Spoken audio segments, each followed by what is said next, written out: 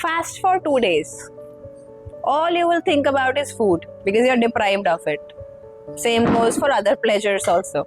Once you've had food, how much will you think about food?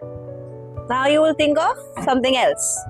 All the rich societies create art, creativity, music. Why? Because they're not living on survival anymore.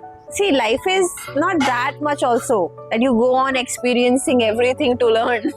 Yeah. Be a little smart.